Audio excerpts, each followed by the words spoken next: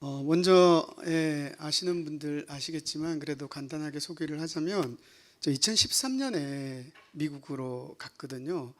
거기서 사역하려고 간 건 아니고 하나님의 인도하심이 있었으리라 생각하지만 좀 쉬러 갔었어요.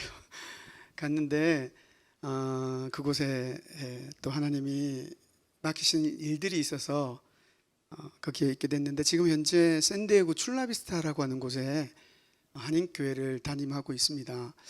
멕시코 국경하고 한 15분 떨어져 있어요. 그래서 가끔 LA에서 샌디에고 구경 오고 밑에 그 쇼핑몰이 있는데 큰 게 있어요. 거기 가다가 자칫해서 멕시코로 넘어가기도 해요. 근데 넘어가면 신분이 없는 사람들은 미국에 못 들어와요. 한국으로 가야 돼요. 근데 물론 신분증을 다 갖고 이렇게 운전하니까 특별하게 어려움 없지만 영주권이라든가 여권을 가지고 그렇게 다녀야 되는데, 아무튼 멕시코 국경에 굉장히 가까이 있는 곳에 한인교회를 담임하고 있습니다. 여러분들이 기도해 주시고 또 물질적으로도 많이 후원해 주셔서 사역하는데 어려움 없이 기쁨으로 사역을 감당하고 있는데, 참 많은 것을 멕시코는 너무 달라요. 공기가 달라요. 정말로 공기가 다릅니다.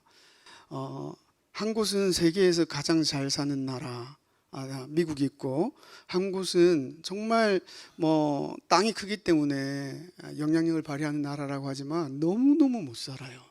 너무너무 못 사는 나라. 그래서 거기에 참 선교를 많이 갑니다. 선교사님들이 많이 계시고, 좀 이따가 제가 또 거기에 있는 현지 상황도 조금 선교사님을 통해서 받은 그런 기도 편지를 읽어드릴 시간이 있을 텐데, 정말 좀 많이 그래요. 그래서 여러분들이 오늘 헌신 예배를 드리는데 정말 좋은 환경 속에서 헌신 예배를 드리는 거예요. 그 헌신을 다짐하는 거예요. 이 헌신이, 여러분들의 어떤 분들은 헌신하라, 그리고 헌신 예배를 드려야 된다, 헌신을 다짐한다면 마음이 무거울 수 있겠지만, 그러나 정말 우리가 눈을 열어 세계를 보며 하나님이 계획하시는 일들을 보면서 이 헌신을 생각해 보면, 지금 이 산돌교회에서 이 저녁에 헌신하기로 다짐하는 거 정말 아무것도 아닙니다. 정말 아무것도 아닌 거예요. 그래서 다시 한번 오늘 헌신 예배를 드리면서 여러분들이 깊이 한번 생각해 보셨으면 좋겠어요. 헌신이 뭐죠? 오여전도의 헌신 예배인데 5분 나오셔서 오여전도회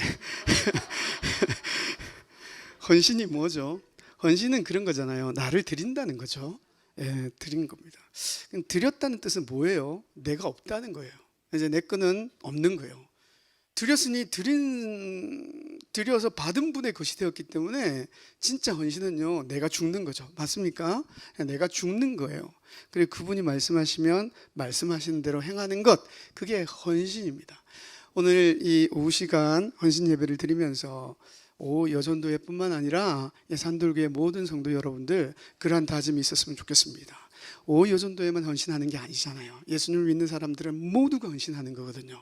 그럴 때 우리가 기억해야 되는 거, 나를 드린 거예요. 드렸으면 더 이상 난 없는 거예요. 누구 거예요? 그리스도의 것이에요. 이건 너무 복된 겁니다. 아십니까? 여러분들 내 거라고 생각하는 거 절대 놓치지 않죠. 손해 못 봅니다. 지킵니다. 우리가 그리스도의 것이 되었다는 건 바로 그런 거예요. 그리스도께서 우리를 꽉 붙드시는 거예요. 절대 놓치지 않겠다는 거예요. 우리 주님이 절대 손해보지 않겠다는 거예요. 그게 그리스도의 것이 되었다는 뜻입니다. 근데 헌신은 그거예요.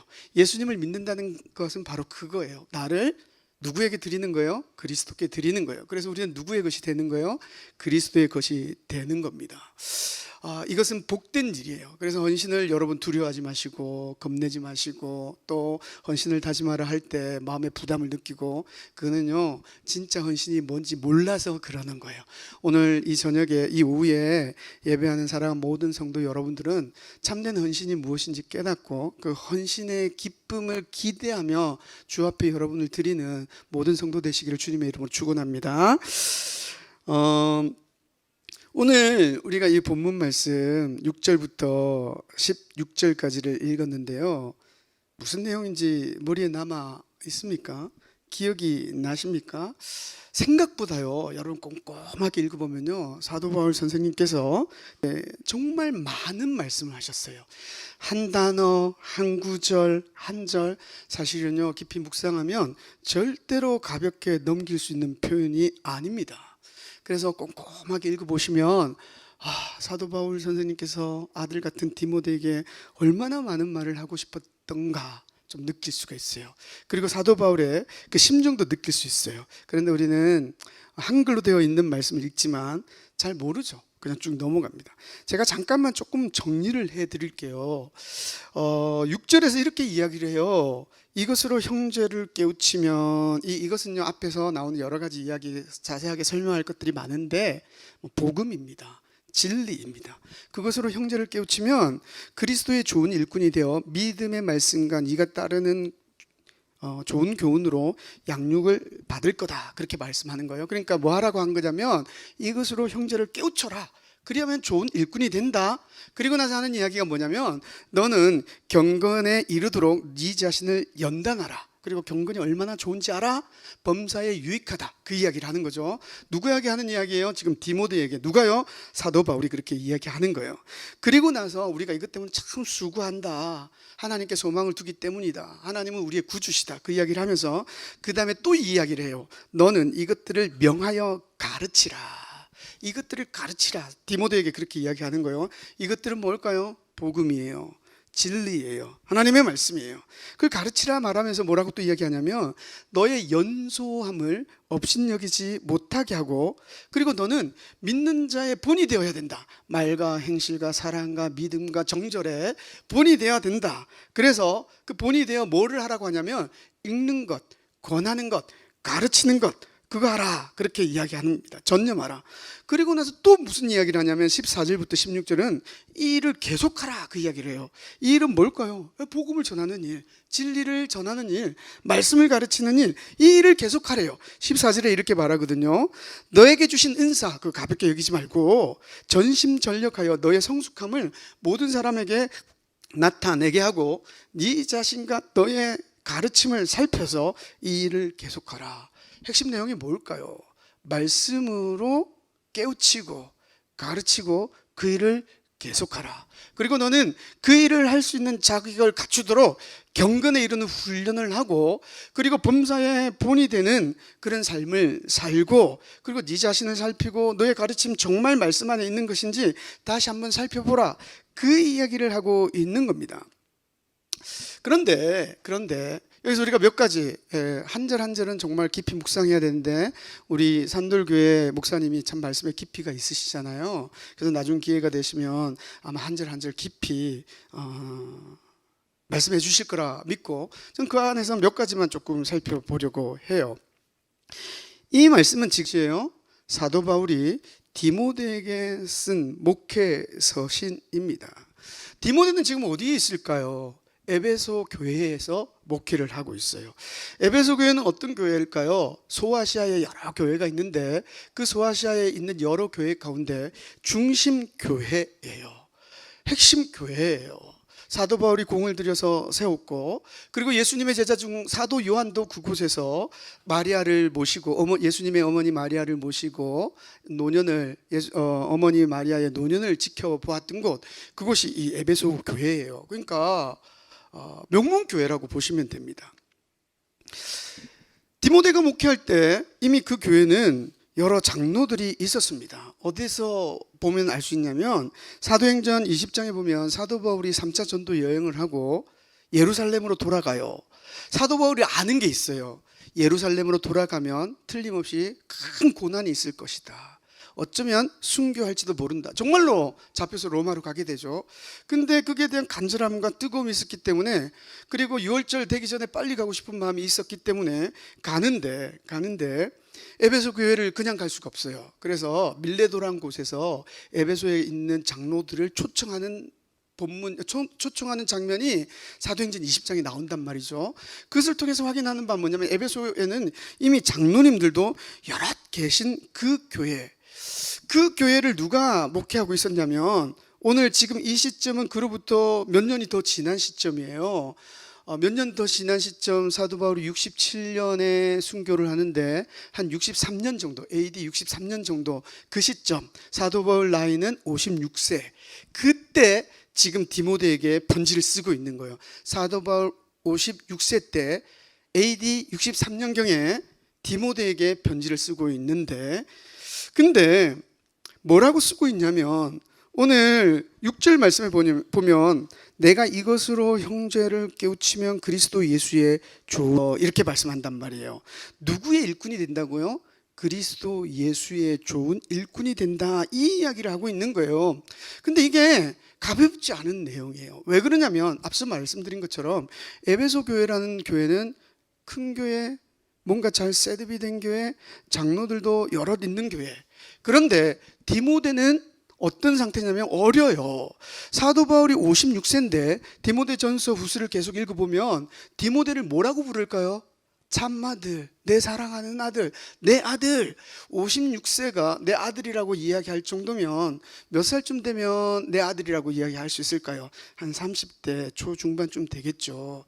그래서 보면 내 연수함을 없인 여기지 말고 그렇게 말씀한단 말이죠.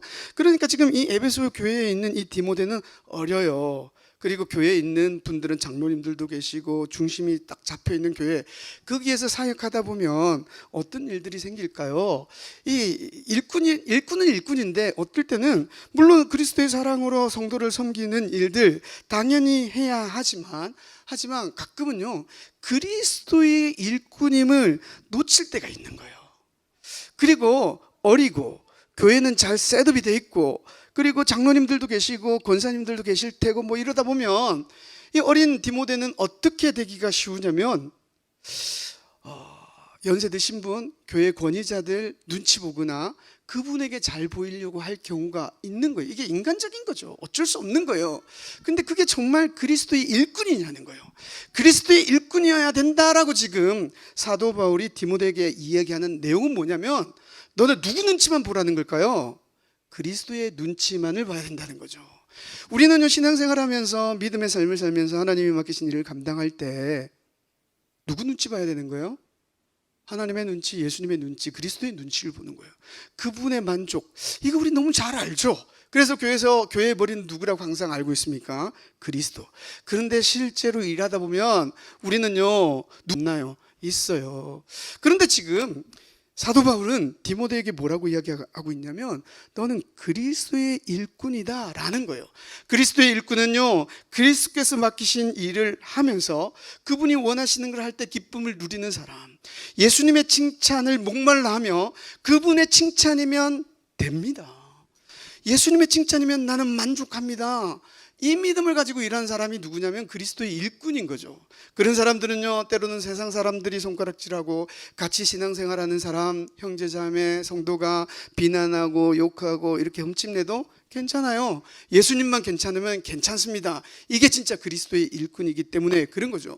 지금 디모데에게 사도 바울은 그 이야기를 하는 거예요. 네가 그리스도의 좋은 일꾼이 되어야 된다. 근데 어떻게 하면 그것을 그렇게 할 수 있냐면 이것으로 깨우치면, 그렇게 말하면서 네가 그리스도의 일꾼이다. 근데 이게 디모데만의 이야기일까요? 아니라는 거죠. 우리 모두에 대한 이야기예요.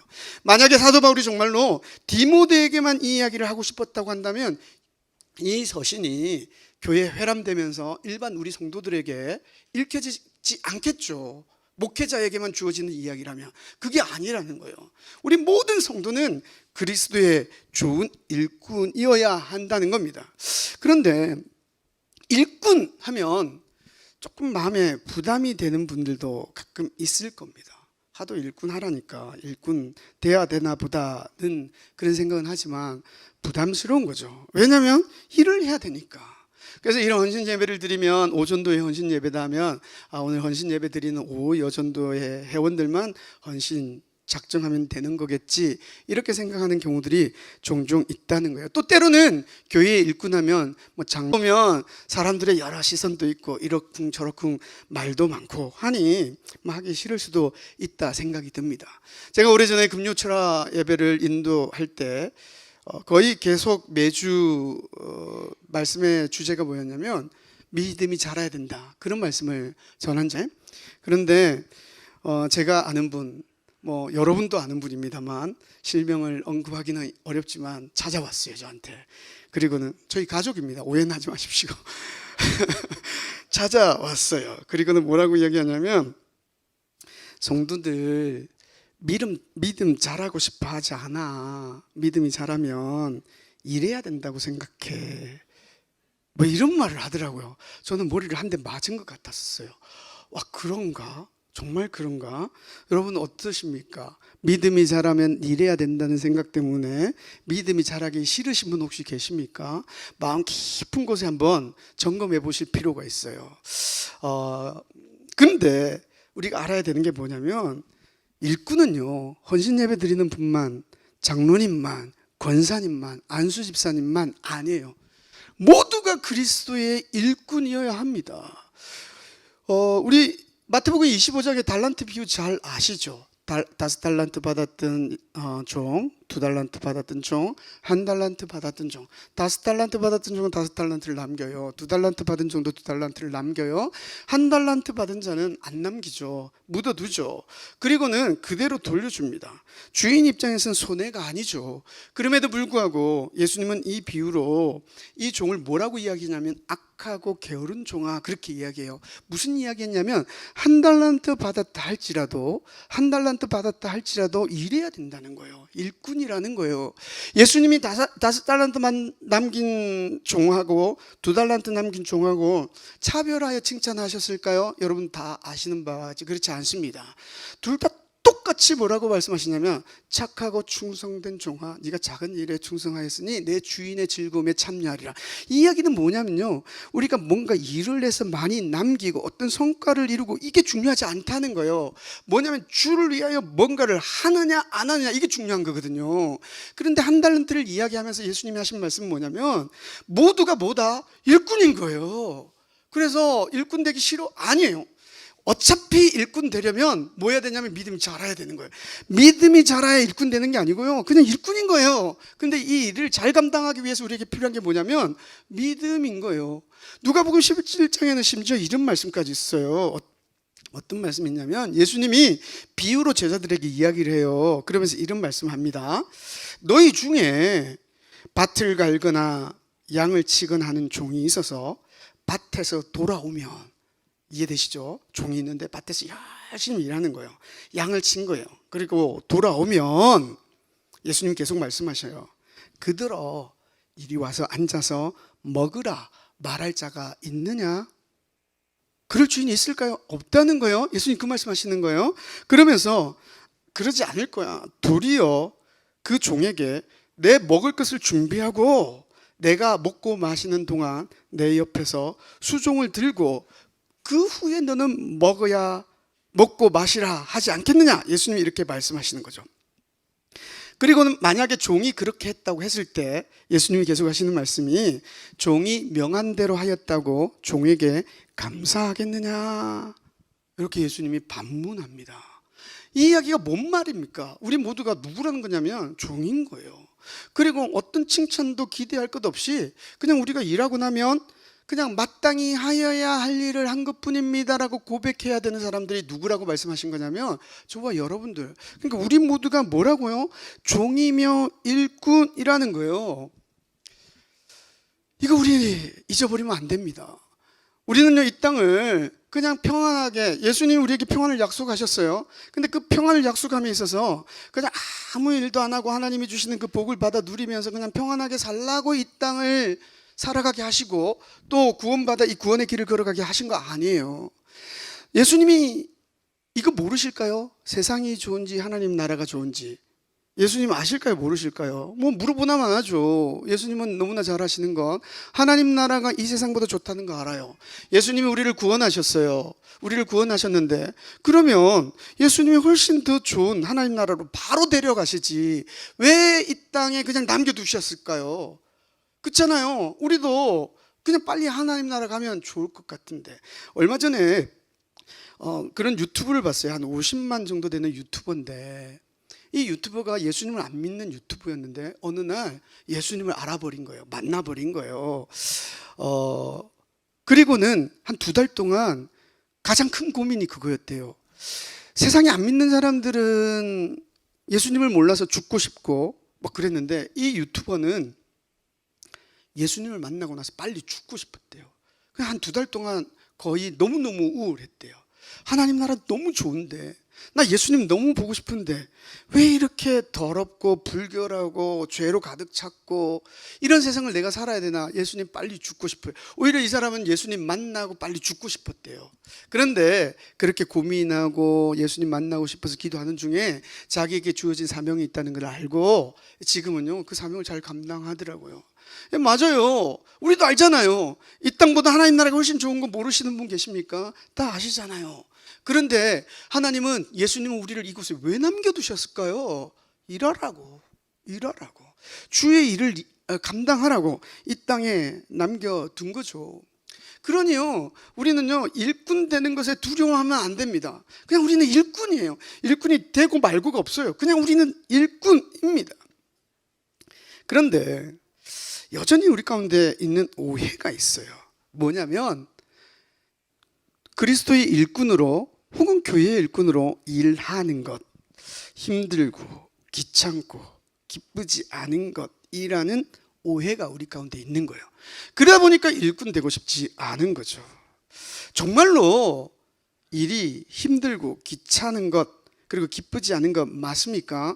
여기에는 말에 좀 오해가 있어요. 뭐냐면 우리가 가지고 있는 잘못된 그 선입견이 뭐냐면 힘들면 기쁘지 않은 것이라는 잘못된 생각을 가지고 있어요.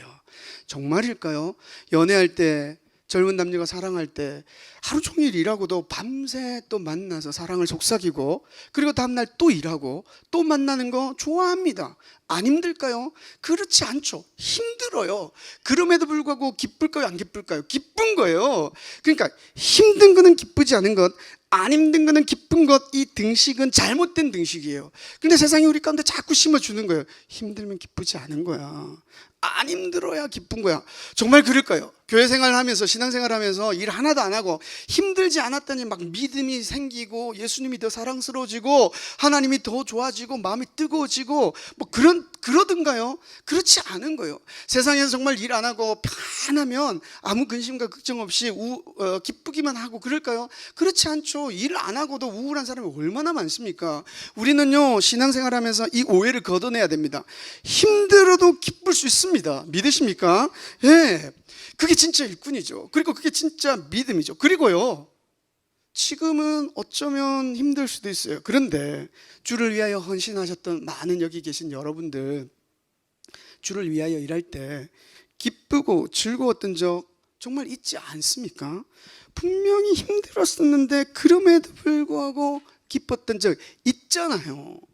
제가 이 산돌교회에서 청년부를 맡았을 때 청년들이 처음에는 저한테 그런 토로를 했어요.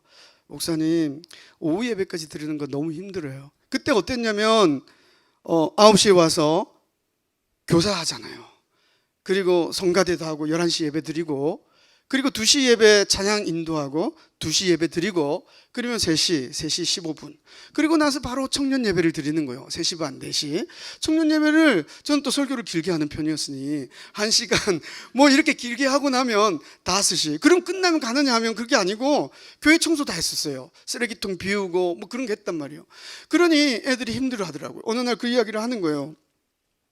목사님, 근데 사실은 너무 힘들어요. 그때 제가 한 이야기가 똑같은 이야기예요. 힘들다고 기쁘지 않은 거 그건 아니야. 힘든 건 내가 이해하는데 기쁠 수 있어. 그걸 알아야 돼. 어떨 때 기쁠까요? 예수님을 사랑하고 믿음이 뭔지 진짜 알면은 기뻐지는 거죠. 그럼 그 기쁨이 있으면 어떻게 할까요? 하나님이 맡기신 일들 힘들더라도 감당하게 되는 것 아닙니까? 맞지 않습니까? 그래서 그 청년들 참 열심히 한 것 같아요. 잘한 것 같아요. 그런데요 여전히 한국교회와 미국교회, 오늘날 이 많은 그리스도인들 가운데 그런 오해가 있더라는 거예요. 힘든 거 싫어하는 거예요. 왜냐하면 힘들면 기쁘지 않다는 거예요. 틀렸습니다. 힘들어도 기뻐요. 그게 주의 일인 거죠. 이 믿음이 우리 가운데 있어야 합니다. 그럴 때요 하나님이 맡기시는 일이 두렵지가 않아요. 사랑하는 성도 여러분, 에덴에 대해서 좀 아십니까? 혹시 들어보셨나요? 에덴 동산 아시죠? 에덴 동산 좋은 곳입니까? 나쁜 곳입니까? 누구나 아는 바와 같이 에덴 동산은 너무너무 좋은 곳 아닙니까? 그래서 우리 모두 꿈이 있다면 에덴 동산에서 살았으면, 왜 아담과 하와가 죄를 지어서 그 에덴에서 쫓겨났을까? 막 아담과 하와를 원망할 때도 있지 않습니까? 맞잖아요. 그 내면에는 에덴은 너무너무 좋은 곳. 그런데 그 에덴에는 일이 없었을까요? 그렇지 않습니다. 창세기 2장 15절에 보면 이런 말씀이 있거든요. 여호와 하나님이 그 사람을 이끌어 에덴 동산에 두어 그것을 경작하며 지키게 하시고, 아담과 하와가 범죄하기 전이에요. 하나님이 그들을 에덴 동산에 두어서 하나님이 그들에게 하게 하신 게 뭐냐면 그것을 경작하여 지키게 하시고, 미국에서는 이 경작이라는 단어를 모르는 분들이 많아서 설명이 필요한데, 여기는 다 아시죠? 경작은 일입니까? 일이 아닙니까? 일이에요, 일. 에덴 동산에도 일이 있었다니까요. 근데 어떤 차이가 있냐면요, 이 경작이 히브리어로 아바드예요. 아바드. 이게 일이에요. 그런데 이 아바드라는 단어가 구약 성경에서는 또 뭘로도 쓰이냐면 예배로도 쓰여요. 그러니까 일이 예배가 될 때 그곳이 뭐냐면 에덴인 거예요. 근데 우리는요, 일하고 예배하고 분리하죠. 어떤 분들 연초에 그런 이야기들을 하는 거죠. 올해는 예배만 드리겠습니다. 이게 뭔 말이에요? 이게 가능한 이야기입니까? 제 믿음으로는 이건 이해가 안 되는 이야기입니다. 일과 예배는 분리가 되지 않습니다. 좀 더 다른 양식을 갖춰서 이렇게 예배를 드리면서 일의 기준을 삼는 게 지금 모여서 찬양하고 기도하고 그리고 말씀을 듣고 또 기도하고 축도하고 이렇게 끝나는 거지, 일은 예배고 예배는 일인 거예요. 근데 뭐가 에덴에서는 문제였냐면 범죄하고 쫓겨나서 하는 일들은 죽지 못해서 하는 일, 먹고 살기 위해서 하는 일이 되어버렸기 때문에 일이 노동이 된 거예요. 그런데 에덴에서는 죄가 없었잖아요. 그들은요, 그 경작함이 뭐였냐면 하나님을 예배함이었었어요. 우리는요 다 예배자로 부름 받았지 않습니까? 예배자로 부름을 받았다는 이야기는 곧 일꾼으로 부름을 받은 거예요. 그래서 예수 그리스도로 우리의 죽었던 영혼이 살아나 구원 얻어 새 생명 얻은 자가 되었다면 이걸 구속이라고 그러죠. 그럼 이 구속은요, 우리의 영혼만 구속하는 것이 아니라 우리의 모든 행실과 그리고 우리가 행하는 모든 일들도 구속하는 거예요. 그래서요, 일은요 진짜는 즐거운 거예요.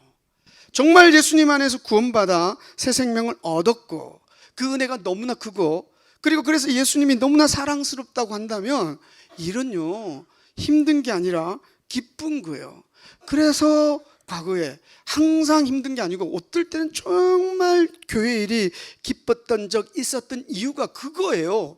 그런데 우리는요 자꾸 이거 잊어버리는 거예요. 어느 순간 막 일에 치였다, 내가 일이 너무 많다, 내가 지친다, 번아웃 된다, 나 일 좀 그만두고 다시 주님과 깊은 관계를 가질래, 뭐 이런 생각. 비슷하고 맞는 말 같지만 뭐에 대한 오해가 있는 거냐면 일에 대한 오해가 있는 거예요. 주의 일은 기쁜 겁니다.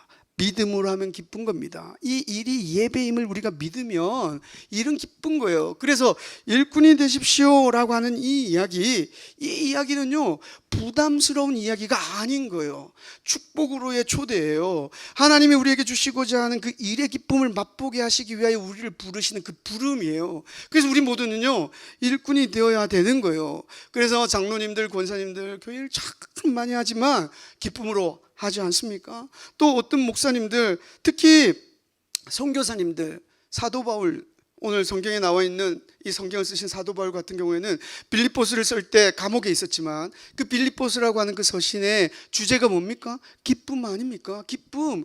어떻게 감옥에 있는데 기쁠 수가 있을까요? 뭐냐면 하나님 앞에서 새롭게 되었음을 그는 알기 때문에. 그래서 죽음의 길을 걸어가며도 기쁜 거죠. 여러분들도 그 기쁨을 맛볼 수 있었으면 좋겠습니다. 억지로 가지 마십시오. 정말 하나님이 주시고 예수님이 주시는 그 기쁨으로 그 길을 가시기를 주님의 이름으로 축원합니다. 그건 가능하거든요. 제가 앞서 잠깐 그 멕시코 선교사님에 대한 이야기를 했는데 여기 오는 중에 기도 편지를 보내오셨더라고요. 제가 좀 읽어드릴게요. 이런 내용이에요. 지난 몇 주간 마음과 생각이 무너진 시간들이었습니다. 이곳 멕시코에서 쓰레기 마을 아이들을 위한 사역을 시작한 지 4년이 지나가는 이쯤 참으로 많은 일들이 있었지만 이번에 겪은 일처럼 허무한 일은 없었습니다. 저희가 돌보는 가정 중에 가비라는 자매와 남편 그리고 5명의 아이들이 있는 가정이 있습니다. 그들이 사는 집안 환경이 너무 더럽고 자매는 가정을 전혀 돌보지 않고 아이들에게 제때 식사도 주지 않아 저희가 여러 번 이야기도 하고 그동안 꾸준히 그 가정과 아이들을 돌봐왔습니다. 첫째 아이는 9살, 둘째는 6살, 한쪽 발이 없이 태어난 셋째, 그리고 막내가 쌍둥이였습니다. 자매와 남편은 매일 마약에 취해 아이들을 제대로 돌보지 않았고 큰 아이들이 작은 아이들을 돌보는 수준이었습니다. 정부로부터 아이들을 빼앗기고 다시 찾아오기를 여러 번이었고 그때마다 저희 사역자들이 수고를 하였습니다. 이와 같은 가정이 많아 아이들을 돌보기 위해 저희가 어린이 위탁 가정 사역을 준비하고 있는 것입니다. 그런데 몇 개월 전 가비 자매가 첫째 아이를 $150에 어느 가정에 팔았다는 소식을 들었습니다. 팔았다는 표현이 너무 과할 수도 있겠지만 정말로 돈을 받고 이 아이를 보냈습니다. 이 5아이 전부가 출생신고가 되어 있지 않습니다. 출생신고에 들어가는 돈이 없어서 등록을 못합니다. 그리고 최근 나머지 아이들도 여러 사람들에게 돈을 받고 보냈는데 중요한 것은 아이들이 정상적으로 입양이 된 것이 아니라 누구에게 어디로 갔는지조차 모르게 보내졌다는 것입니다. 문제는 아이들이 장기 적출을 위해 팔렸다는 이야기가 나오고 있어 더욱 놀랍고 저희 사역자들의 마음을 아프게 했습니다. 이곳 멕시코는 아이들 납치가 너무 많고 납치된 아이들은 대부분이 마약상들이나 장기 적출 목적으로 인신매매가 되는 경우가 흔하기 때문입니다. 수소문하여 아이들을 찾고 있지만 거의 불가능한 일인 것 같아 마음이 더 무거워집니다. 사랑하는 동역자 여러분, 기도해 주세요. 아이들이 어디에 있든지 험한 일 당하지 않고 하나님의 보호하신 말에 지낼 수 있도록 기도 부탁드립니다. 이게 지금 선교 현장이에요. 이곳에서 선교하시는 선교사님들 힘들까요? 안 힘들까요? 힘들죠. 마음이 무너질 겁니다. 그럼에도 불구하고 이 일을 하는 일은 주의 일이기 때문에 하는 거죠. 그럴 때 또 하나님이 이 사역과 다르게 또 하나님이 주시는 이 선교사님에게 네가 참 착하고 충성된 종으로서 해야 될 일을 했다 위로도 주시는 거죠. 우리는요, 앞서도 말씀드렸지만 이 한국 땅 이곳에서 일꾼으로 살아가는 거 너무 편안한 겁니다. 너무 행복한 거예요. 일꾼 되는 거 두려워하지 않았으면 좋겠습니다. 일꾼됨이 즐거움이고 기쁨이 됐으면 너무너무 좋겠습니다. 우리는요, 예수님 사랑하잖아요. 예수님 우리를 사랑하시는 것 알고, 그리고 그 사랑 때문에 우리도 그 은혜에 젖어 예수님을 사랑하잖아요. 그러니 그분이 맡기신 일들 감당하는 거 괜찮은 것 아닌가요? 괜찮은 거잖아요. 그러니 우리는 일하는 것을 두려워하지 말아야죠. 그리고 우리는 무엇을 꿈꿔야 되냐면 그리스도의 좋은 일꾼이 되기를 꿈꿔야 합니다. 근데 오늘 본문에서 바로 이 좋은 일꾼은 어떤 일꾼인지 또 우리에게 들려주고 있는데, 앞서 말씀드렸던 것처럼 딱 요약을 해드렸는데 그냥 많은 이야기를 하셨어요. 근데 첫 번째는 뭐냐면 이것으로 형제를 깨우치면 뭐냐면 진리와 복음으로 형제를 깨우치는 것. 그리고 또 뭐라고 말씀하시냐면 이것으로 가르치라 그렇게 이야기하고 또 마지막으로는 이것을 계속하라 그렇게 이야기를 해요. 그러니까 좋은 일꾼은 뭐냐면요, 말씀으로 가르치는 사람, 이 사람이 좋은 일꾼. 형제를 깨우치는 사람, 이 사람이 좋은 일꾼. 그런데 이제 이러면 나는 아닌데 이거는 목사님, 전도사님이 하는 일 아닌가 이렇게 생각할 때가 있어요. 그렇지 않습니다. 목사님과 수준의 차이는 있지만 우리 모든 성도는요, 복음으로 무장해야 됩니다. 그리고 이 복음으로 비진리를 드러내고 무엇이 진리인지 말해주는 사람이 되어야 합니다. 그러기 위해서, 우리가 그리스도의 좋은 일꾼이 되기 위해서 우리에게 필요한 게 뭐냐면 말씀의 가르침을 잘 받아야 합니다. 그래야 좋은 일꾼이 되는 거예요. 예, 우리 산돌교회는 이성환 목사님 참 말씀을 잘 가르치셔요. 그래서 참 귀해요. 그런데 아무리 잘 가르쳐도 이 말씀을 받지 않으면 아무 소용이 없어요. 그런데 오늘날 이 시대에요, 말씀을 잘 안 받습니다. 어떤 경우가 많으냐면 내 기준에 맞으면 받아들이는 거예요. 아, 맞아, 내 생각은 다른데 거부. 말씀의 최종 권위가 말씀 자체에 있어야 되는데 그 권위를 누가 갖고 있냐면 오늘날 이 시대의 성도들이 가지고 있는 거예요. 그래서 내 기준으로 그것을 잘라내는 거죠. 또 어떤 경우에는 말씀하면 나에게 주시는 말씀으로 받아들이지 않고 이 말씀 우리 집 사람이 들어야 되는데 그러면서 항상 다른 사람을 생각하는 경우들이 많이 있죠. 안 됩니다. 모든 말씀은 누구에게 주는 말씀일까요? 나에게 주는 말씀이에요. 오늘 여전도의 헌신 예배를 드리니까 이 목사가 전하는 이 말씀이 오전도의 여전도에게만 주는 말씀 아닙니다. 그들은 더욱더 특별한 마음으로 하나님 앞에 헌신을 다짐하지만 오늘 예배하는 모두에게 주시는 하나님의 말씀입니다. 그 사실을 여러분들 마음으로 수납해야 됩니다. 인정해야 됩니다. 그래야 되는 거예요. 그럴 때 말씀이 우리 가운데 깊이 들어와서 오늘 좋은 일꾼이 뭐라고 이야기했냐면 말씀을 가르치는 자라고 했는데 그 가르치는 게 우리가 여러분들이 이 단에 서서 말씀을 주의하고 그리고 설교하고 그럴 수는 없지만 어떤 일들을 여러분들이 많이 해야 되냐면 말씀으로 성도들을 권면해 줄 수가 있어야 돼요. 그런데 대개 성도들이 말씀으로 성도들을 권면하지 못해요. 못하고 예수님을 믿고 신앙생활을 같이 하면서도 그냥 세상적 기준과 세상적 가치관으로 성도들을 권면할 때가 많이 있죠. 우리 교회 일이 너무 많아, 너무 힘들어. 그러면 뭐라고 당장 일하지 마, 쉬어. 혹은 또 성도 신앙생활 하다 보면 마음에 안 맞는 성도들이 필연적으로 있을 수밖에 없습니다. 교회 안에 그런 일이 없을 수가 없잖아요. 그런데 그런 일 하다 보면 같이 신앙생활 하다 보면 구역으로 묶이든지 여전도회로 묶이든지 남전도회로 묶이든지 묶여서 하다 보면 이렇게 부딪힌단 말이죠. 그러면 그걸 못 견디는 사람들이 있어요. 그래서 옆에다가 조언을 하는 거예요. 난 너무 힘들어. 그 사람이랑 너무너무 안 맞아. 그러면 신앙생활 그렇게 힘들게 할 필요 없어. 그럼 교회 옮기면 돼. 어디에 하나님이 계셔. 여기에는요 성경적 조언이 하나도 없습니다. 교회라는 곳은 어떤 곳인지 아십니까? 그냥 내가 편안하게 다니는 곳이 아니고 내가 깎이고 나 모난 부분이 없어지고 그리고 주를 섬기면서 내가 교회에서도 용납받는 경험이 필요하지만 정말 교회에 용납되지 않고 나도 용납할 수 없었던 사람을 내가 용납하면서 교회 안에 녹아들게 만드는 곳, 그것이 어디냐면 교회예요. 그래서 여러분들 교회 안에서 용납받는 경험이 필요하고 그리고 또 다른 성도들도 다른 교회에서 적응 못하고 다른 교회에서 힘들어하고 그랬던 사람들 혹여나 산들 교회 오면 여기서 이 교회는 나를 받아주는구나. 나같이 못된 사람도 이러면서 용납받는 경험을 하는 거예요. 그래서 그 용납받는 경험을 한 그 사람이 또 다른 사람들을 용납해 주는 곳, 그게 어디냐면 교회예요. 그래야 그 복음이 그 심령 안에 들어가서 예수님을 깊이 만나고 그리고 구원함에 이르게 되는 거거든요. 그래서 우리는요 그런 조언을 해야 되는 거예요. 일이 많아 힘들어. 그럼 우리는 그래 일이 많고 힘드니까 하지마가 아니고 일은 기쁜 거야. 그렇게 말해줄 수 있어야 되는 거예요. 왜냐하면 에덴에서 이러면서 이야기해 줄 수 있어야 되는 거예요. 그게 성경으로 조언해 주는 거예요. 성경으로 권면하는 거예요.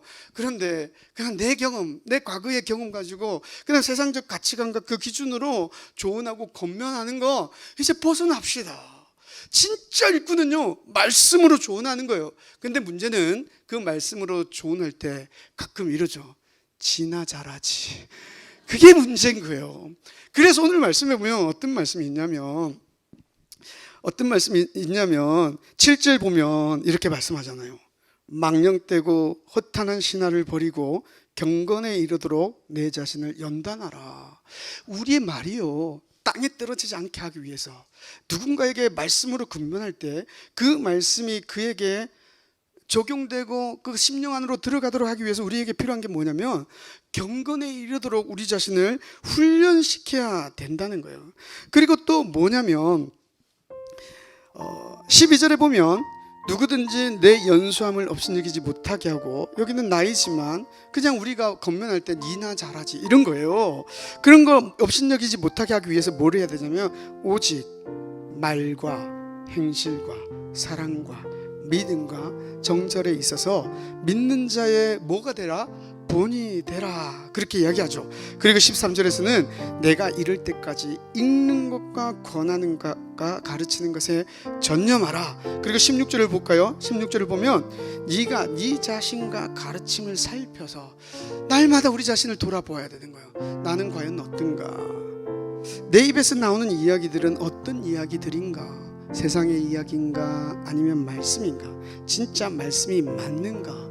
나는 말씀을 잘 받아들이고 있는가? 점검하는 거죠. 그럴 때 우리는요 그리스도의 좋은 일꾼이 되는 거예요. 그리고 그 좋은 일꾼이 될 때 우리가 일하는 것이 두렵지가 않은 거예요.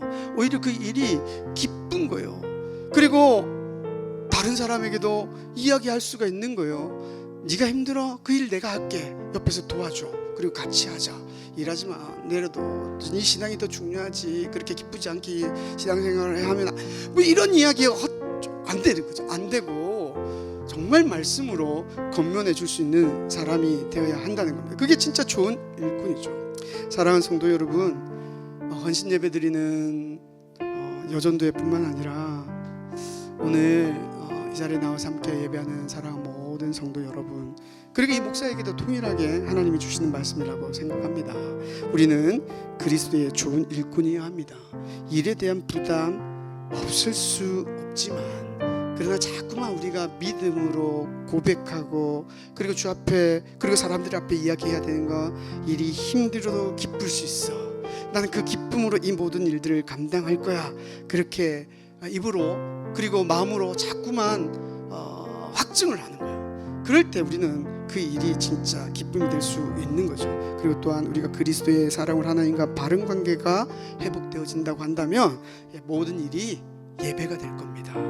모든 일이 기쁨이 될 겁니다. 그래서 그리스도의 좋은 일꾼이 되어 우리 주님으로부터 칭찬받는 분들이 될 겁니다. 오늘 산돌교회 이 저녁에 오후에 나와서 예배드리는 모든 성도 여러분, 그리스도의 좋은 일꾼들이 되시기를 주님의 이름으로 축원합니다. 우리 잠깐 한번 기도할게요. 말씀이 어느 부분이 생각나는지 모르겠지만 그냥 한 가지 붙들었으면 좋겠습니다. 그리고 나의 생각을 다시 한번 점검했으면 좋겠습니다. 일이 힘든 거 아니요. 에덴에서도 일이 있었어요. 예배가 되면 기쁨이 되는 겁니다.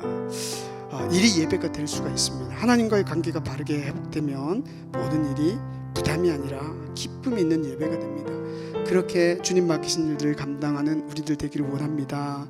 그렇게 기도하고요. 또 말씀으로 가르칠 수 있는 그런 성숙한 그리스도인이 되도록 도와주옵소서. 함께 잠깐 기도했으면 좋겠습니다.